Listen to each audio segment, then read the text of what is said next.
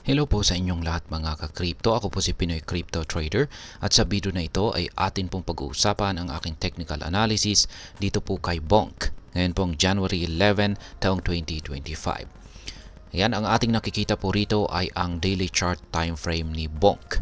At yung huling projection po natin dito ay nito pang nakalipas na January 3. Ayan, meron po kasi tayong isang pattern dito. Isa po itong descending wedge pattern. Ayan, at nito pong nakalipas na January 2 ay nagkaroon po siya ng breakout sa upper portion nito. Ayan, isa po itong bullish breakout kaya nagawa po niyang umangat. At sinundan po ito ng isang bullish candlestick kung saan ay nagawa po niyang basagin yung major resistance natin dito sa presyong 40 digits 34.28. At dahil po sa mga breakout na yan ay ang inaasahan po natin ay magpapatuloy po siya sa kanyang pag-angat sa presyo. Yan.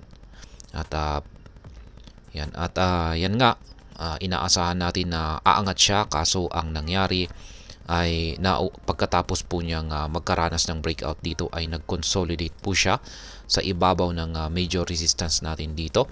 At pagsapit po ng January 7 ay bigla po siya ulit bumagsak or napunta dito sa ilalim ng ating major resistance line na ito. Kaya ayan, muli po siyang bumagsak dito at hanggang sa kasalukuyan ay nakakaranas po siya ng patuloy na pagbagsak. Ayan, nabasag po sa kanyang pagbagsak na ito ay nabasag po yung ating minor support dito sa presyong 40 digits 28.48. Kaya ito na po ay nagsisilbing minor resistance. Ayan, sa mga bago lamang po rito at hindi pa nakakaalam ay yung kulay green po rito ay mga resistance. Ito po yung mga harang or pumipigil sa pag-angat ng market price. At yung mga kulay red naman dito sa ibaba ay mga support at ito naman yung mga pumipigil sa pagbagsak ng market price.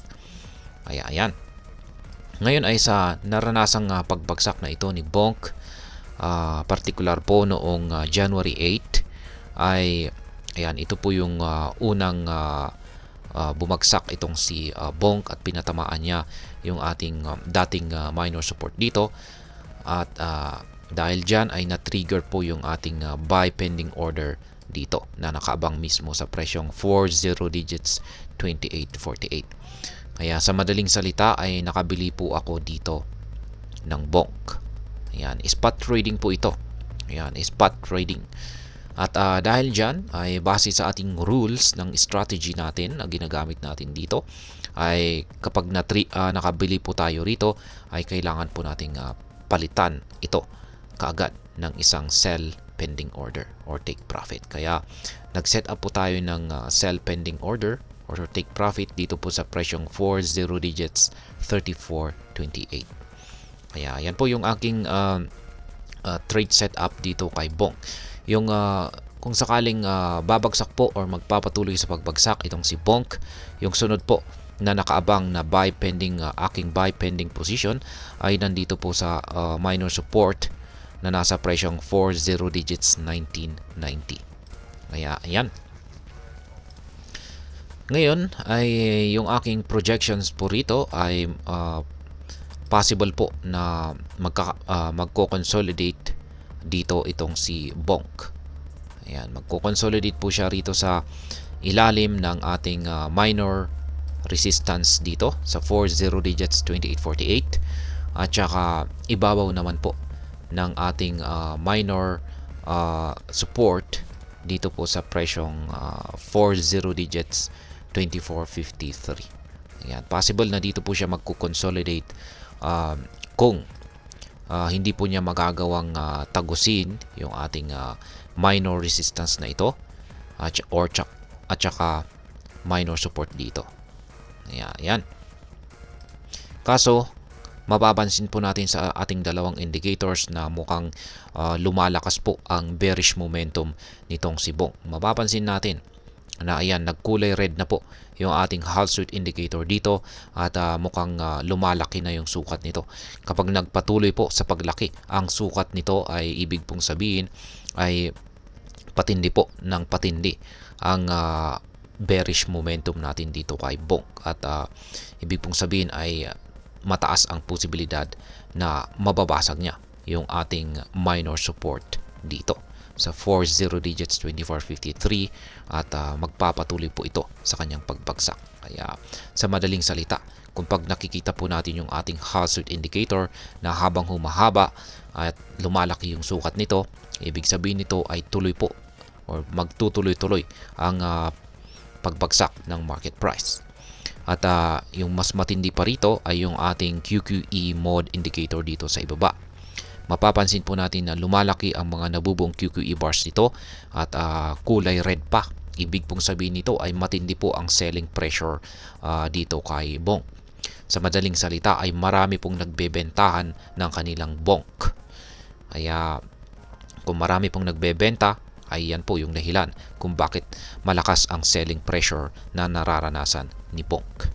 Kaya ayan, sa mga projections na ito ay nakikita ko po na mukhang magpapatuloy po sa pagbagsak itong si Bonk.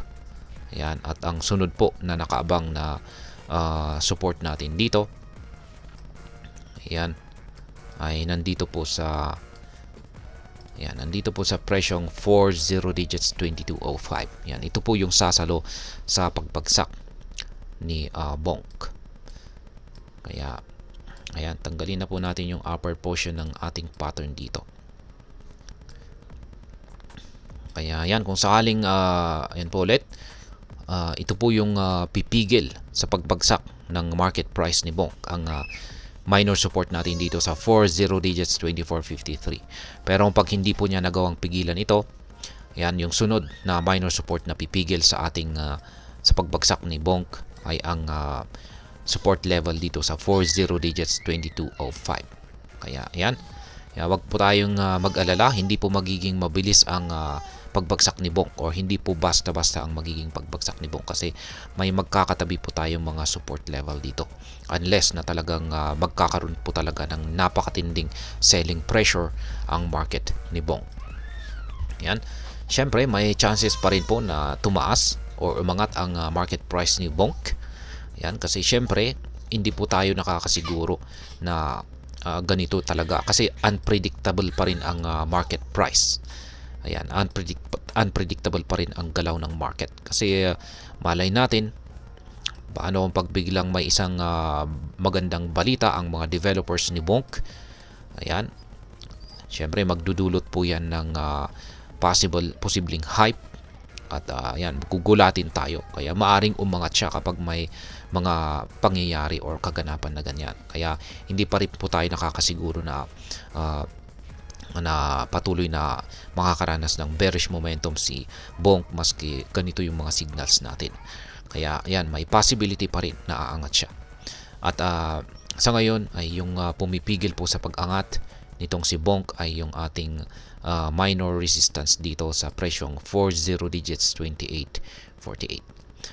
Kaya ayan, mapapansin naman natin na yung nabuong candlestick natin kahapon ay nagpakita po ng rejection dito sa ating minor resistance na ito. Kaya ayan, kung sakaling nabasag po ito at meron po tayong sapat na bullish momentum, sa tingin ko po ay may kakayan siyang akyatin yung major resistance natin dito sa 40 digits 3428. Kung saan sa kasalukuyan ay meron po akong nakaabang na sell pending order or take profit dito. Kaya ayan, nakabili po pala ako nitong nakalipas na January 8 dito. Kaya yan po ang dahilan kung bakit meron po akong nakaabang rito na isang sell pending order. Kaya ayan. Ngayon, i-check po natin kung meron po tayong pattern dito. Ayan, medyo yung pattern natin dito. Ayan, magkakaroon tayo ng readjustment sa ating pattern dito. Ayan, pabuka yung ating pabuka po yung ating pattern dito. Kaya yan po yung pattern natin.